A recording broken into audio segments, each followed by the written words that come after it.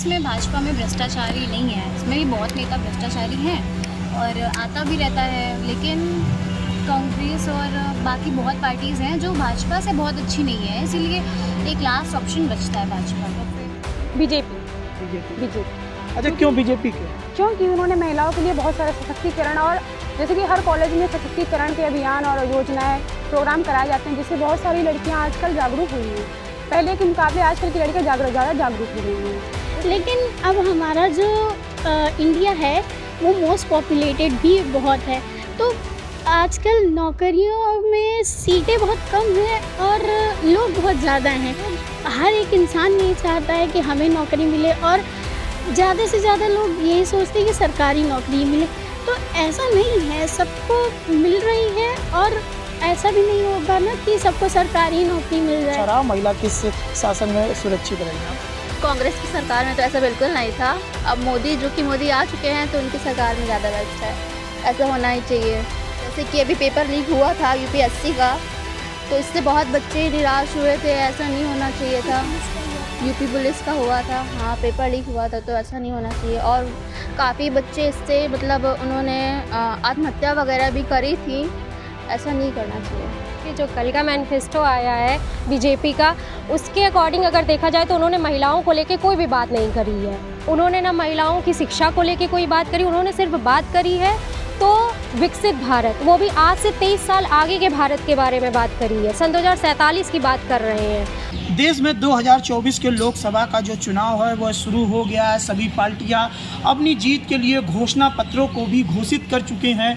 इन घोषणा पत्र के माध्यम से उन वोटरों को लुभाने का भी प्रयास किया गया है ताकि वह 2024 की सरकार फिर से केंद्र में बना सके, क्योंकि कोई भी पार्टी हो, सभी पार्टियां आम लोगों के लिए घोषणा पत्र में तमाम तरीके की घोषणाएं की हैं ताकि उन लोगों को इन योजनाओं का लाभ मिल सके। कितनी इन घोषणाओं पत्र में दम है, आम जनता क्या सोचती है, इसके बारे में हम जानने के लिए आज उन युवाओं के बीच आए हैं जो युवा पहली बार अपने मताधिकार का प्रयोग करेंगे।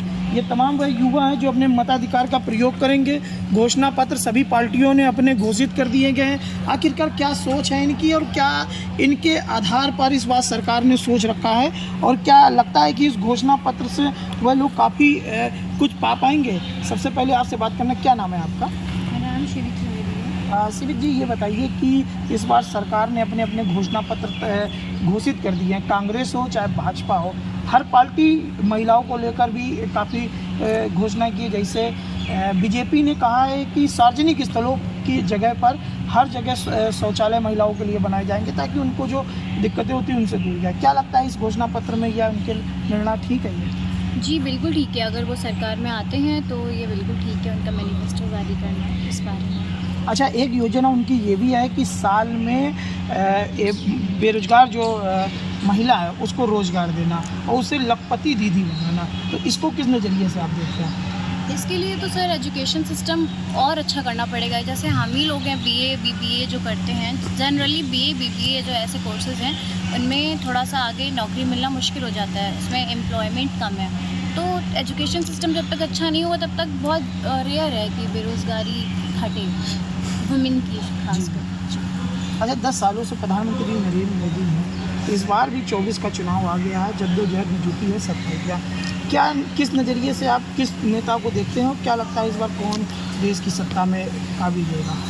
भाजपा ही का लगता है, लेकिन बाकी पार्टीज़ ऐसा नहीं है कि इसमें भाजपा में भ्रष्टाचारी नहीं है, इसमें भी बहुत नेता भ्रष्टाचारी हैं और आता भी रहता है, लेकिन कांग्रेस और बाकी बहुत पार्टीज़ हैं जो भाजपा से बहुत अच्छी नहीं है, इसीलिए एक लास्ट ऑप्शन बचता है भाजपा, तो फिर इसी के चांसेस हैं हारने। अच्छा, क्यों अच्छा बीजेपी क्यों आप पसंद करती हो? क्या इसमें ऐसी खासियत है, क्या उन्होंने देश के लिए क्या समाज के लिए किया? कुछ डेवलपमेंट्स देखे हैं, काफ़ी डेवलपमेंट्स देखे हैं। जैसे हमारे जो फॉरेन कंट्रीज़ के साथ रिलेशंस हैं वो बहुत स्ट्रॉन्ग हुए हैं, रशिया के साथ, और बहुत अच्छे अच्छे स्ट्रॉन्ग नेशंस हैं जो उनके साथ हमारे रिलेशन स्ट्रॉन्ग हुए हैं, जो कि इम्पॉर्टेंट बात है। उसकी वजह से वर्ल्ड वॉर होने के चांसेस बहुत ज़्यादा कम रहते हैं। बाकी पीएम ने तो अच्छा किया है, कुछ अच्छी चीज़ें हैं, लेकिन ऐसा नहीं है कि सब उसके में दूध के धुले हैं। भाजपा में कुछ हैं भ्रष्टाचारी लोग, लेकिन अब ये है कि जैसे हम सिविल सर्विसेज में जाते हैं जो बच्चे, तो वो डिस्ट्रिक्ट मजिस्ट्रेट बनते हैं कहीं या कुछ बनते हैं, तो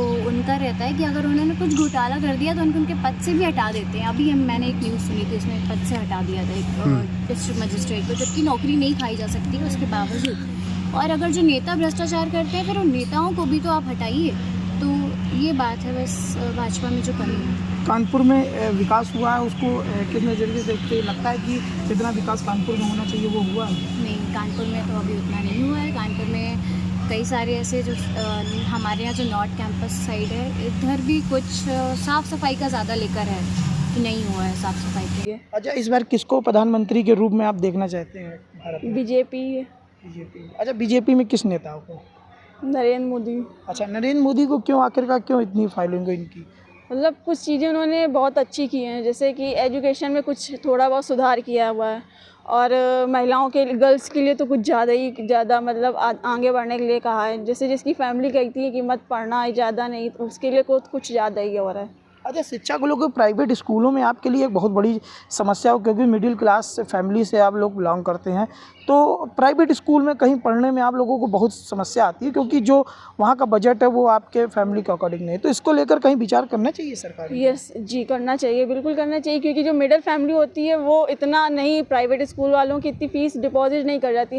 हर मंथली में वो प्रोग्राम होते हैं, तो इतना हर मिडिल फैमिली तो नहीं कर सकती। तो इसमें हर बच्चों को तो कुछ सरकार को कुछ करना चाहिए।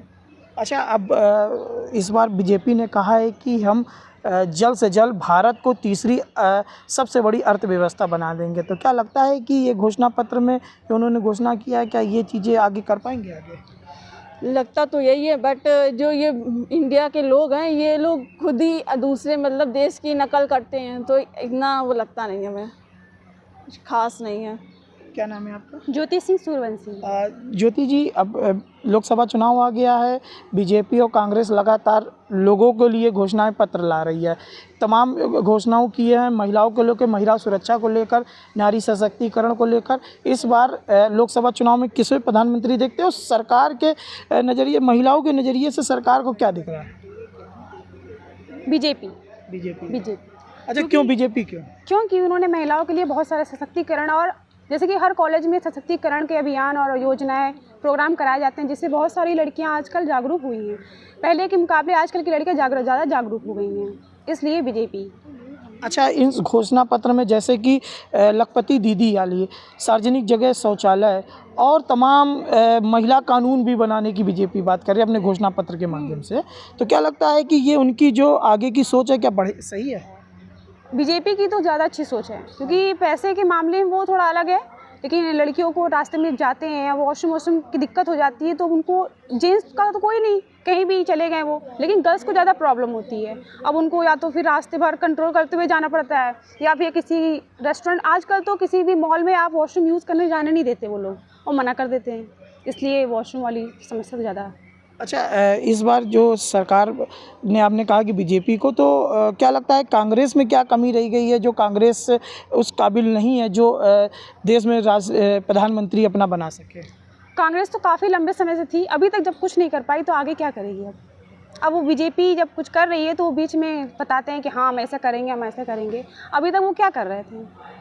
तो इसलिए बीजेपी ही आगे बढ़ेगी। कानपुर का विकास को किस तरीके से देखते हैं? आपके शहर में कितना विकास हुआ है? विकास हुआ है, लेकिन जितनी स्पीड से होना चाहिए उतनी स्पीड से नहीं हुआ है, और यहाँ पे कचड़े की समस्या बहुत है, जगह जगह पे कचड़े फैले होते हैं। आप आउट एरिया में चले जाएंगे तो वहाँ पे पॉलीथीन्स बहुत सारी पड़ी होती, प्लास्टिक पड़ी होती है, यहाँ के कचड़े को उठा के वहाँ डाल दिया जाता है, ऐसे सफाई थोड़ी नहीं होती है। तो वहाँ से भी पूरी सिटी को साफ़ करना है, तो इसलिए सफाई का बहुत ध्यान देना पड़ेगा। हाँ, बिल्कुल सही बात है कि साफ़ सफाई को लेकर एक बहुत बड़ा मुद्दा रहा है कानपुर में। हमेशा कानपुर में साफ़ सफाई की रेटिंग पे पीछे रहता रहा है। आप बताइए कि प्रदेश में कानपुर सबसे बड़ा टैक्स पेयर शहर है, इसके बावजूद भी जो सुविधाएं कानपुर में मिलनी चाहिए, जो विकास होना चाहिए, वो नहीं हो पाया। आखिरकार क्यों नहीं हो पा रहा? क्या लगता है कि वो विकास हुआ है आपको? यस सर, देखिए कुछ हुए हैं और कुछ अभी भी बाकी हैं जो होने हैं। और मुझे लगता है कि अगर भाजपा अगर आती है, सरकार बनती है भाजपा की, तो बहुत अच्छा काम करेंगे। जैसे कि अभी अगर हम अपने कानपुर की ही बात करें तो कुछ जगह ऐसे हैं जहाँ बहुत कूड़ा वगैरह था, तो वहाँ पे नगर निगम ने उसको साफ़ भी करवाया है और उसको सेल्फ़ी पॉइंट भी बना दिया है, और आज वहाँ पे लोग जाके सेल्फ़ी लेते हैं और बहुत सफाई हो रही है। ऐसा नहीं है कि नहीं हो रही है। जैसे कि हर एक चीज़ स्टेप बाय स्टेप होती है, वैसे ही स्टेप बाय स्टेप हमारे जो ऑनरेबल पीएम है वो भी काम कर ही रहे हैं, तो धीरे धीरे सब होगा, ऐसा नहीं है। अगर मोदी जी आते हैं तो सब मुमकिन है। जैसे अच्छा, बीजेपी ने एक कानून लाने की बात की है कि नारी वंदन अधिनियम जो है ना वो अब जल्दी से लागू हो जाएगा। उससे जो महिलाओं की सुरक्षा को लेकर वो तमाम चीज़ें अब पे सुनवाई होने लगेगी। तो क्या लगता है ये मैनिफेस्टो है कितना कारगर साबित होएगा बीजेपी के लिए? जी बिल्कुल होगा और होना भी चाहिए, क्योंकि जैसे बीजेपी काम कर रही है वैसे मुझे लगता है कि होगा और होना भी चाहिए, क्योंकि आजकल लड़के और लड़कियों में ज़्यादा फ़र्क नहीं रह गया। अगर हम लोग जैसे कि कोई भी नौकरी देखें तो वहाँ लड़के और लड़कियाँ सब बराबर हैं, ऐसा नहीं है। लड़कियाँ भी आजकल आसमान को छू रही हैं, ज़रूरी नहीं है। जैसे कि कई घरों में कहा जाता है कि लड़कियाँ केवल किचन के लिए बनी है, घर के लिए बनी है, घर का काम करने के लिए बनी है, तो ऐसा बिल्कुल भी नहीं है मेरे ख्याल से। अगर लड़कियाँ चाहें तो वो बहुत कुछ कर सकती हैं, अपने लिए वो एक्शन ले सकती हैं, और अगर वो चाहें तो वो बहुत कुछ कर सकती हैं। जैसे कि आप लोगों ने भी देखा होगा कि बहुत हाई टॉप लेवल पे भी लड़कियाँ चल रही हैं आजकल, तो मुझे लगता है कि ये सब होना चाहिए। अच्छा, आज ये युवा हैं, आगे पढ़ाई भी कर रही हैं और नौकरी की भी आपको तलाश रहेगी। क्या लगता है बीजेपी में ये जो रोज़गार की जो समस्या है, और या रोज़गार क्या बीजेपी ने दिया है उस तरीके का जिस तरीके से सोच रहे हैं? देखिए सर, जहाँ तक बीजेपी के देने की बात है तो हाँ दी है, लेकिन अब हमारा जो इंडिया है वो मोस्ट पॉपुलेटेड भी बहुत है, तो आजकल नौकरियों में सीटें बहुत कम हैं और लोग बहुत ज़्यादा हैं, तो लोग हर एक इंसान यही चाहता है कि हमें नौकरी मिले, और ज़्यादा से ज़्यादा लोग यही सोचते हैं कि सरकारी नौकरी मिले। तो ऐसा नहीं है, सबको मिल रही है, और ऐसा भी नहीं होगा ना कि सबको सरकारी नौकरी मिल जाए। अब जैसे मोदी जी ने बहुत सारे सफाई के लिए भी, हमारी विमेन एजुकेशन के लिए भी बहुत काम किया है, जैसे कि बेटी पढ़ाओ बेटी बचाओ भी किया है, और लखपति दीदी का भी उन्होंने वो दे दिया है कि ऐसा होने वाला है। तो अगर ऐसा होगा तो हमारी जो इकॉनमी है वो भी बढ़ेगी, और क्या बोलते हैं, हमारी जो वो विमेन एजुकेशन है वो भी बढ़ेगी। तो कहीं ना कहीं आप इस सरकार से संतुष्ट हैं, आगे भी प्रधानमंत्री के रूप में मोदी को देखना जी चाहिए? बिल्कुल, जैसे कि हर हर मोदी हर घर मोदी। अच्छा बताइए, आप बताइए कि आपको किसका शासन अच्छा रहा, महिला किस शासन में सुरक्षित रही आपको? देखिए, कांग्रेस की सरकार में तो ऐसा बिल्कुल नहीं था। अब मोदी आ चुके हैं तो उनकी सरकार में ज़्यादा बेस्ट है, ऐसा होना ही चाहिए। अच्छा, जो इस बार घोषणा पत्र में तमाम चीज़ें लाए हैं कि लखपति दीदी, सार्वजनिक जगह शौचालय और महिलाओं को लेकर कई कानून बनाए जाएंगे, तो इससे कितना सहमत है जो बीजेपी अपने घोषणा पत्र में लोगों के लिए लाने वाली है? महिलाओं के लिए तो करना ही चाहिए, जो कि कांग्रेस में बिल्कुल नहीं होता था। अब जो कि मोदी आ चुके हैं तो बिल्कुल होना चाहिए, महिलाओं के लिए होना चाहिए, लड़कियों के लिए होना चाहिए, महिलाओं के लिए ज़्यादा होना चाहिए। अच्छा, एक युवा हैं आप, नौकरी के लिए आपने तमाम जगह फार्म भरे होंगे। जो प्रदेश में होता रहा है कि कई बार पेपर लीक हो जाए, परीक्षा निरस्त हो जाती, इससे कितना मायूस आप हुए हैं? क्योंकि आपने सालों साल तैयारी की है, घर में भी एक सपोर्ट बहुत छोटा सा रहता होगा, मगर इसके बारे में आपने क्या सोचा? इसके बारे में तो अभी मतलब जैसे कि अभी पेपर लीक हुआ था यूपीएससी का, तो इससे बहुत बच्चे निराश हुए थे। ऐसा नहीं होना चाहिए था। यूपी पुलिस का हुआ था, हाँ पेपर लीक हुआ था, तो ऐसा नहीं होना चाहिए। और काफ़ी बच्चे इससे मतलब उन्होंने आत्महत्या वगैरह भी करी थी, ऐसा नहीं करना चाहिए। अच्छा, आप बताइए, नारी वंदन अधिनियम अब सरकार ने कहा है कि हम सत्ता में आने के बाद बीजेपी ने कि हम लागू कर देंगे, तो इससे कितना महिलाओं को अब लाभ मिलेगा और कितना फ़ायदा है इससे? महिलाओं को इसलिए लाभ मिले क्योंकि सरकार ने बहुत अच्छा किया, क्योंकि महिलाएं आजकल एजुकेशन प्राप्त कर पाए, पहले एजुकेशन नहीं प्राप्त कर पा रही थी, और इससे वो बहुत जागरूक हो गई, तभी वे अच्छे से सुरक्षित हैं और प्राप्त कर पा रही हैं एजुकेशन को। अच्छा, कांग्रेस ने भी एक अपनी बात रखी है कि जो युवा या महिला हो, अगर उससे रोजगार नहीं मिलता, वो साल में 1 लाख रुपए उसको भत्ता देगी, जो इस बार घोषणा पत्र में अगर उसकी सरकार बनती है। तो क्या लगता है कि कांग्रेस का ये जो घोषणा है वो किस नज़रिए से उसको देखता है? कांग्रेस को वैसे तो ये नहीं करना चाहिए महिलाओं के लिए, क्योंकि उनको एजुकेशन के लिए आगे प्रोत्साहन करना चाहिए और ये सब के लिए नहीं करना चाहिए। तो हम सबसे अच्छे तो बीजेपी को ही करना चाहिए ये सब काम। अच्छा, कानपुर में कितना विकास हुआ है? और कानपुर में क्या लगता है इस हिसाब से हाँ, विकास हुआ है, बहुत विकास हुआ है। बीजेपी ने करा भी है हम लोग के लिए और महिलाओं के लिए भी सुरक्षा की है। आपकी जो मित्र हैं उन्होंने बताया कि साफ सफाई को लेकर एक प्रमुख समस्या है। क्या ये चीज़ें आपको लगी हैं कि बदली हैं? कि बदली हैं, कुछ बदली हैं। हर जगह में नहीं, जैसे बनारस हो गया और गुजरात हो गया, जयपुर हो गया। कानपुर आखिरकार क्यों रेटिंग में पीछे हो जाता है जब आप कह रहे हो बदली? यहाँ पे एक तो लोकेलिटी सही नहीं है, प्लस यहाँ पे महिलाओं की सुरक्षा भी नहीं है कुछ जगह में अपने कानपुर में। और मतलब यहाँ पे साफ़ सफाई का भी ध्यान नहीं दिया, मतलब ज़्यादा यहाँ पे वो होता है, मारपीट ज़्यादा होती, गुंडागर्दी ज़्यादा होती। अच्छा, ये बताइए, महिला सुरक्षा में पिछले 10 सालों में क्या सुधार हुआ? जो पहले महिलाओं के साथ अत्याचार होते थे उनके इसलिए सुधार हुआ है क्योंकि महिला को एक तो सशक्तिकरण का वो मिला है, प्रोत्साहन मिला है। ऊपर से उन लोगों के लिए बहुत सारे अधिनियम खोल रखे, आंदोलन कर रखे हैं और इसी से वो जागरूक हो रही हैं। पहले उन लोगों को सुरक्षा नहीं थी, पहले बहुत सारी प्रथाएं कर रखी थी, उससे बेचारे वो घर में रहते थे। अब महिलाओं को इतनी सारी फैसिलिटी मिल गई है एजुकेशन से, जिससे वह आज बढ़ रही हैं आगे। ठीक है, आप बताइए, आप इस बार केंद्र में किसकी सरकार देखते हैं, किसको प्रधानमंत्री के रूप में देखते हैं? मैं प्रधानमंत्री मैं क्यों डिसाइड करूं, वो तो जनता और पूरी पब्लिक डिसाइड करेगी, तो उस अकॉर्डिंग मैं नहीं कह सकती। लेकिन हाँ, ये क्या ज़रूर कह सकती हूँ कि जो कल का मैनिफेस्टो आया है बीजेपी का, उसके अकॉर्डिंग अगर देखा जाए तो उन्होंने महिलाओं को लेके कोई भी बात नहीं करी है। उन्होंने ना महिलाओं की शिक्षा को लेके कोई बात करी, उन्होंने सिर्फ बात करी है तो विकसित भारत, वो भी आज से 23 साल आगे के भारत के बारे में बात करी है। सन 2047 की बात कर रहे हैं, वो प्रेजेंट टाइम की बात ही नहीं कर रहे हैं कि आज कल का भारत कैसा होगा। उन्होंने ये तक कह दिया कि संविधान में, जब संविधान हमारे भीमराव अंबेडकर जी लिख रहे थे तो उसमें 80% लोग सनातन धर्मी थे। उस समय सनातन कहाँ से आ गया? उस समय तो सिर्फ आंदोलन चल रहे थे, हम लोगों ने नया नया अपना राज्य जीता था, राष्ट्र, और उस समय उन्होंने कहा कि सनातनी थे। कहाँ से सनातनी उस समय आ गए? मैं तो इसी बात को लेके फोकस्ड हूँ। और रही बात नौकरियों की, उन्होंने महिलाओं की नौकरी को भी कुछ नहीं कहा। उन्होंने ये नहीं कहा कि मैं इतनी नौकरी दूंगा या इतनी नौकरी मुझे देनी है। अभी भी विपक्षी दल ये कह रहा है कि 30 लाख नौकरियाँ खाली हैं, 30 लाख पद खाली हैं, वो भरे क्यों नहीं गए? उनकी जगह पे हम लोगों की वैकेंसीज रद्द कर दी। उससे पहले, रद्द होने से पहले ये सिक्योरिटी उन्होंने जो अभी लागू करी, 9 साल पहले ये सिक्योरिटी कहाँ थी? जो पेपर लीक हो गए सारे, आज वो पेपर लीक होने पे सिक्योरिटी लागू करें, 9 साल पहले वो कहाँ थे लागू करने पे? मैं विपक्षियों को फोकस नहीं करी, मैं किसी भी दल को फोकस नहीं कर रही, लेकिन मैं ये कह रही हूँ कि जो करना है वो तो करिए आप, फिर हम आगे की देखेंगे। पहले प्रेजेंट तो अपना भारत अच्छा हो। अभी पेरिस की जो इकोनॉमिकल रिव्यू मिलते हैं, वहाँ की जो इकोनॉमिकल इंटरव्यू लिया जाता है, तो वहाँ पे अपने भारत को सबसे कम इकोनॉमिक ग्रोथ वाला देश बताया गया है, जहाँ पे सबसे ज़्यादा सिर्फ जो बढ़ते हुए लोग हैं, जो करोड़पति लोग ऑलरेडी हैं, उन्हीं की बढ़ती हुई दर को आगे दिखाया जा रहा है। और जो एक आम जनता है, उसकी रेटिंग्स, उसकी जो इनकम है, उसकी monthly income same to same वैसी ही, और काउंटडाउन नीचे चला गया है। कोरोना में आप कह रहे हो कि गवर्नमेंट चीज़ें फोकस नहीं करती, गवर्नमेंट नहीं, सारी चीज़ें प्राइवेट करते जा रहे हो।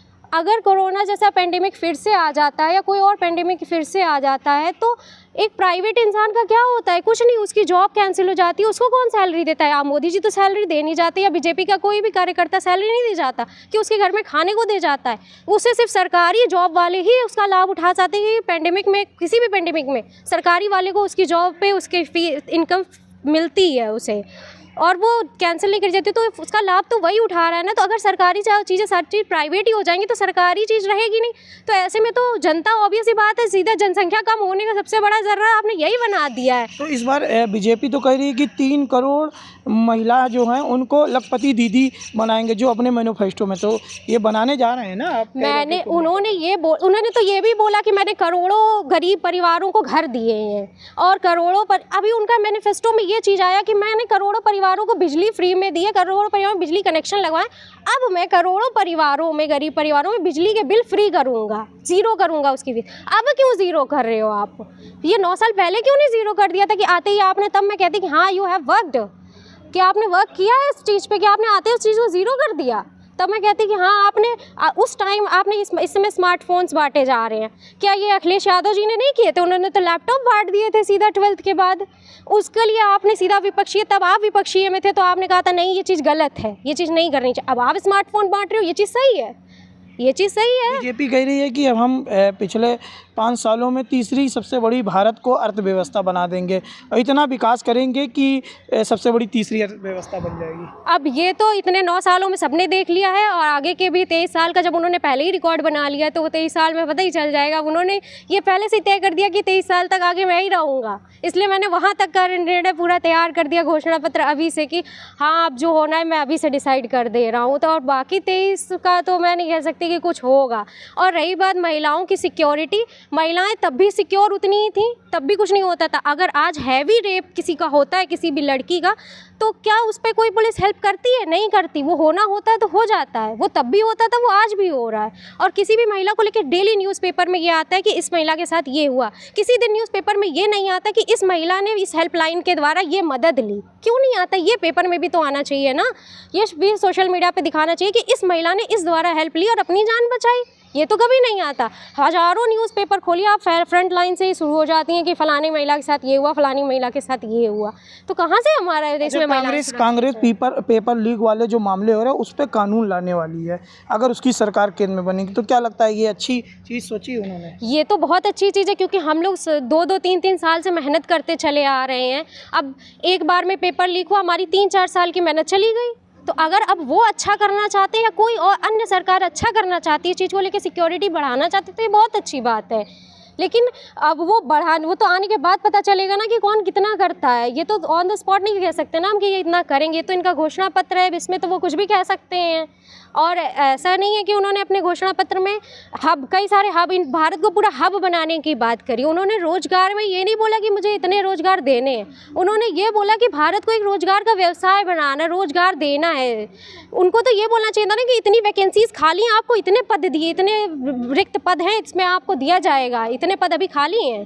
क्यों नहीं काउंटिंग पे बैठा रहे लोगों को कि कितने पद खाली हैं? क्यों नहीं बता रहे जनता को, पब्लिक में, बच्चों को क्यों नहीं बता रहे कि इतने ही पद खाली हैं? आपको बताना चाहिए, एक एवरेज रेशियो बताना चाहिए ना कि इतने बच्चों का पद खाली, आपको इतनी जॉब मिलेगी।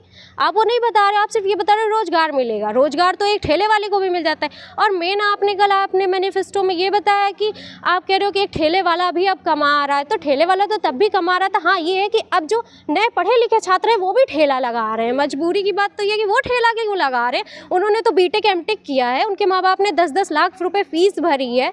वो अगर ठेला लगाएंगे तो उनके माँ बाप पे क्या बीतेगा? फिर वो सुसाइड ही करेंगे और कुछ नहीं करेंगे। बच्चे फ्रस्ट्रेट हो जाते हैं आधे से ज़्यादा। तो ये युवा थे, इन्होंने अपनी बात रखी है। जो मैनिफेस्टो आया है उसको लेकर काफ़ी नाराज़गी भी है और कई लोगों ने उसका समर्थन भी किया। हालांकि कांग्रेस और बीजेपी के मैनिफेस्टो से अधिकतर लोग संतुष्ट दिखे हैं। अब देखने वाली बात ये है कि केंद्र में सरकार आने के बाद कौन किस तरीके के मैनिफेस्टो को पूरा कर पाएगी, या यही हवाई मैनिफेस्टो जारी कर लोगों का वोट बटोरने का काम करेगी पार्टियाँ। कानपुर से विजय सिंह यादव, ABC न्यूज़ के लिए। इसमें भाजपा में भ्रष्टाचारी नहीं है, इसमें भी बहुत नेता भ्रष्टाचारी हैं और आता भी रहता है। लेकिन कांग्रेस और बाकी बहुत पार्टीज़ हैं जो भाजपा से बहुत अच्छी नहीं है, इसीलिए एक लास्ट ऑप्शन बचता है भाजपा का। फिर बीजेपी। अच्छा, क्यों बीजेपी के? क्योंकि उन्होंने महिलाओं के लिए बहुत सारा सशक्तिकरण, और जैसे कि हर कॉलेज में सशक्तिकरण के अभियान और योजनाएं, प्रोग्राम कराए जाते हैं, जिससे बहुत सारी लड़कियां आजकल जागरूक हुई हैं। पहले के मुकाबले आजकल की लड़कियां ज़्यादा जागरूक हो गई हैं। लेकिन अब हमारा जो इंडिया है वो मोस्ट पॉपुलेटेड भी बहुत है, तो आजकल नौकरियों में सीटें बहुत कम हैं और लोग बहुत ज़्यादा हैं। हर एक इंसान नहीं चाहता है कि हमें नौकरी मिले, और ज़्यादा से ज़्यादा लोग यही सोचते हैं कि सरकारी नौकरी मिले। तो ऐसा नहीं है, सबको मिल रही है, और ऐसा भी नहीं होगा ना कि सबको सरकारी नौकरी मिल जाए। महिला किस शासन में सुरक्षित रहेगी? कांग्रेस की सरकार में तो ऐसा बिल्कुल नहीं था। अब मोदी आ चुके हैं तो उनकी सरकार में ज़्यादा बेस्ट है। ऐसा होना ही चाहिए। जैसे कि अभी पेपर लीक हुआ था यूपीएससी का, तो इससे बहुत बच्चे निराश हुए थे। ऐसा नहीं होना चाहिए था। यूपी पुलिस का हुआ था, हाँ पेपर लीक हुआ था, तो ऐसा नहीं होना चाहिए। और काफ़ी बच्चे इससे मतलब उन्होंने आत्महत्या वगैरह भी करी थी। ऐसा नहीं करना चाहिए। ये जो कल का मैनिफेस्टो आया है बीजेपी का, उसके अकॉर्डिंग अगर देखा जाए तो उन्होंने महिलाओं को लेके कोई भी बात नहीं करी है। उन्होंने ना महिलाओं की शिक्षा को लेके कोई बात करी, उन्होंने सिर्फ बात करी है तो विकसित भारत, वो भी आज से 23 साल आगे के भारत के बारे में बात करी है। सन 2047 की बात कर रहे हैं।